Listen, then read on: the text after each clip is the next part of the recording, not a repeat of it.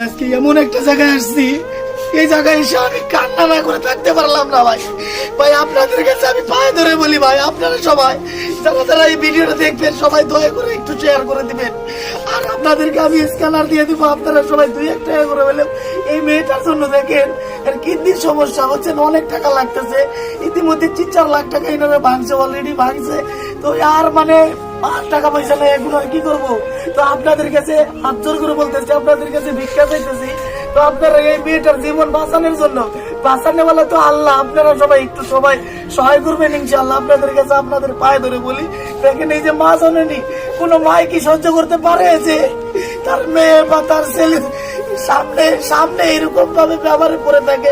কোন মায় কিন্তু সহ্য করতে পারবে না। এই যে দেখেন বাবা, তো বাবাই কিন্তু কোনো সহ্য করতে পারবে না। আপনাদেরকে পায়ে ধরে বলি সবাই আপনারা দয়া করে ভিডিওটা শেয়ার করে দিবেন ভাই, আপনাদের কাছে অনুরোধ করে বলি।